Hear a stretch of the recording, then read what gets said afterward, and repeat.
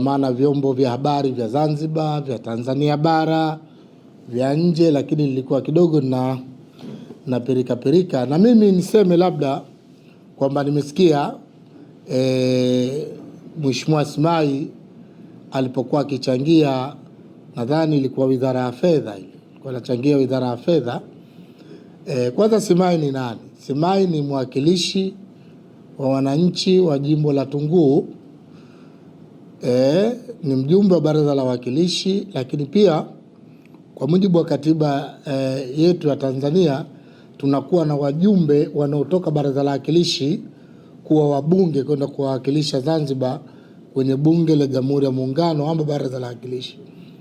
Lakini kama ulivyosema kwamba taarifa ile ya Mheshimiwa Simai na utata, kwa sababu kwanza kajaribu kutumia lugha ya mafumbo. Nimesikiliza zaidi ya mara 7. Sikuona kutaja jina la mtu ama kutaja cheo cha mtu. Manake ni nini? Manake unaweza ukamtaja katibu mwenezi wa kamati maalum, anajulikana automatically huyo ni Mbeto Zanzibar.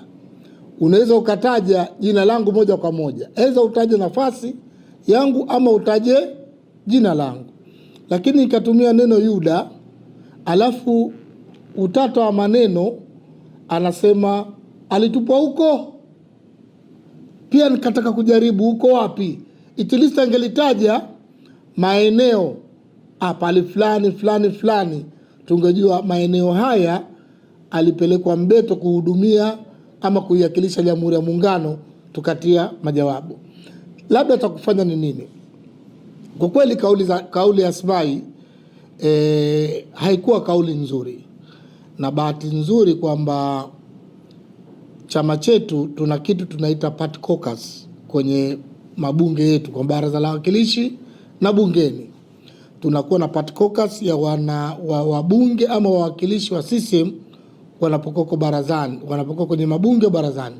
Sasa mimi niseme kwamba ili swala kwanza tungesubiri party caucus zichukue hatua, na bahati nzuri kwenye caucus mule wanao mwenyekiti wao anakuwa waziri mkuu kwa kule, huku kwa Baraza la Wawakilishi anakuwa makamu wa pili, lakini tunakuwa na katibu wa wabunge wote wa CCM ambaye yupo kule, katibu ambaye bahati nzuri mwenyekiti wa caucus anakuwa mjumbe wa kamati kuu kama waziri mkuu, ambalo kama kuna jambo baada wao kulifanyia kazi watalileta kwenye chama. Lakini pia tuna katibu wa wabunge wote ni mjumbe wa secretariat ya taifa anaingia. Kwa maana hiyo sisi kama chama, angelikuwa ile kauli kaitamka nje ya bunge, tunazo hatua nyingine za kuchukua moja kwa moja, kwa sababu mbunge anaposema jambo akiwa ndani ya bunge anakuwa na immunity zake, anakuwa na kinga zake, na kuna mambo maadili ambayo wao wanajua. Mimi sijawa mbunge, siwezi kuwajua yote, lakini nadhani kwamba bunge litamuita, manake tuhuma nzito kama anasema kuna watu wasaliti. Basi sisi kama chama tutataka kuwajua, atusaidie hawa wasaliti kina nani ambao wanaisaliti serikali ama wanamsaliti kiongozi mkuu wa nchi. Kwa hiyo mimi nisiseme sana kwenye hili swala kwamba taratibu ni hizo. Tuna party caucus kama kuna pahala ambapo, na naamini party caucus yao ya wabunge wote wa CCM watamuita ndio kumueleza zaidi, lakini na sisi pia tutataka kujua. Maana ikumbuke ndugu mwandishi, serikali ya awamu ya 6 na serikali ya awamu ya 8, hizi ni serikali za CCM. CCM ndio ilikwenda kuomba kura kwa Watanzania. CCM ndio ilikwenda kuomba kura kwa Wazanzibari hapa. Ikachaguliwa, tukamkabidhi Mama Samia aunde serikali na atafute wa kuwasaidia. Sasa kama kuna mtu katika mtu ambaye amepewa dhamana na Rais wa Jamhuri ya Muungano amsaidie, hafanyi vizuri ama anamhujumu, lazima chama tujue. Lakini chengine ufahamu kwamba chama chetu hichi kina utaratibu. Tuna kamati kuu, tuna halmashauri kuu ya taifa na vikao vingine, tuna vikao vya maadili. Mimi naamini kama kuna jambo linalosemwa zito kama hilo, basi nadhani chama kitakuwa inazo taarifa zake. Lakini sio chama tu, hata Mheshimiwa Rais ana vyombo vingi, kwa sababu rais ni taasisi, ndugu mwandishi. Sio mtu kama unamuona Samia. rais ni taasisi, na taasisi hii ina kazi kufuatilia mambo mbalimbali ya kumsaidia rais. Kwa maana mimi niseme kwamba tusubiri Mazali kazungumza bungeni, nisizungumze sana. Tusubiri kanuni za bunge za maadili yao ya kuendesha vikao, ama kusema jambo ambalo halipo, ama kusema uongo kwenye bunge, ama kumzushia mtu ambaye yeye hana uwezo wa kuja bungeni kujitetea. Kuna utaratibu wake. Kwa maana mimi niseme hili nimelisikia na sisi limetuhuzunisha. Haya ya kwake mwenyewe Simaya aliyosema, sidhani kama kuna mkono wa mtu ambaye yuko nyuma yake. Kayasema kwa utashi wake, labda anazo sababu mwenyewe anazozijua, lakini nisiseme sana kwamba bahati mbaya sana Mheshimiwa Simai alipokuwa anazungumza hakutaja jina moja kwa moja la mtu, wala hakutaja cheo cha mtu moja kwa moja, ambapo unaweza moja kwa moja ukasema hili lilimhusu fulani. Kwa sababu kama Rais Magufuli amefanya kazi na watu wengi, amewapromote watu wengi. Tunao mule Mheshimiwa katibu mkuu wetu mstaafu Dr. Bashiru Kwakura, na katibu mkuu kiongozi mstaafu pia Dr. Bashiru Kwakura, waziri sasa hivi nadhani waziri wa mifugo nadhani kama sitokosea. Wamefanya kazi na Mheshimiwa Magufuli. Kuna Profesa Palamagamba Kabudi. Sasa wako wengi tu. Sasa kusema direct kitu fulani moja kwa moja inaweza katupa shida. Kwa maana hiyo wacha tusubiri party caucus ya chama itachukua hatua gani, na nadhani itamuita, itamuhoji, itamuuliza. Lakini na sisi kama chama tunataka kupata, tutasubiri aidha kupitia mwenyekiti wa party caucus ambaye ni waziri mkuu, ama katibu wa wabunge wote atakapokwenda kwenye secretariat wamuhoja, tusaidie. Maana yeye Simea atakuwa anajua wasaliti, atusaidie chama chake ili wachunguzwe, na ikithibitika basi chama chetu kina utaratibu, kina muongozo. Kwa maana hii nimetafutwa sana ili nitolee ufafanuzi, kwa kuwa Simai ni mwakilishi na katokea huku Zanzibar kwa tiketi ya baraza la wakilishi, kaenda kule bungeni. Na mimi niseme kwamba na si kwa Simai tu, unajua tunapoelekea huku kutakuwa na mvurugano mkubwa sana. Mimi nafahamu kama katibu mwenezi wa kamati maalum tunaelekea kwenye kipindi ambacho karibu na uchaguzi wetu wa chama, na uchaguzi wa chama huu tunatarajia utakuwa na mambo mengi kabisa, kwa sababu tutakuwa na nafasi za urais huko mbele kwenda hapo.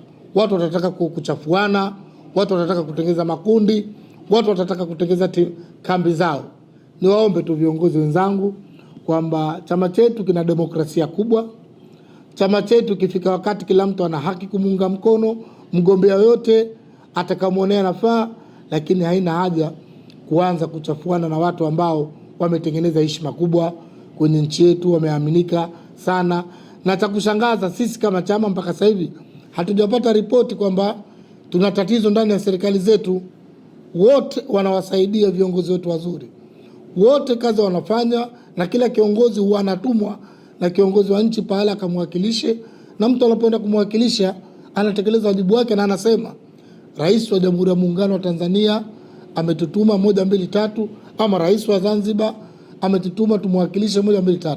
Kwa maana tuache hisia zetu, tuache misukumo hii ambayo pressure mbele ipo kubwa sana, na tusitarajie, na tunatarajia tutaja kuyaona mengi huko tunapokwenda. Lakini chama chetu kiko makini, kinaangalia kila hatua, kinaangalia kila sauti, kinaangalia kila maelezo, ili tukigundua kuna jambo chama kitu sita kuwaita.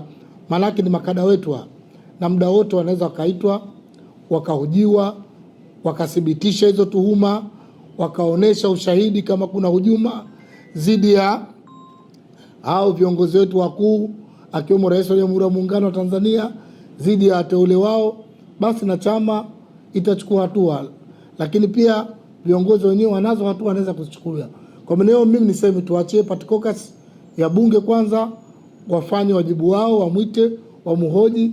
Baadaye chama ikihisi kwamba na wao tuna haja ya kumwita kuja kujiridhisha, basi chama hakitosita kufanya hivyo. Wasikuze sofahamu kitu ambacho, na laiti kungelikuwa kumetajwa jina la mtu fulani ama cheo cha mtu fulani moja kwa moja, basi tusingekuwa na mashaka makubwa. Ndio maana tukasema Chama cha Mapinduzi kitaandaa utaratibu kumuita Mheshimiwa Simai. Fahamu kubwa, tuhuma ni kubwa. Kama kuna sema yeye anajua kama kuna hujuma, serikali yetu inahujumiwa, basi atusaidie, atuelezee hizo hujuma ni zipi na kina nani wanahujumu na ushahidi gani. Kwa maana ni kutoa wasiwasi, ndugu mwandishi, kwamba chama kina utaratibu na sisi tuna kamati zetu za maadili, usalama na maadili, basi nadhani zitachukua hatua za kumsikiliza hizo tuhuma ambazo Mheshimiwa Simai hata akaamua mtu mzima kusimama pale mbele ya bunge.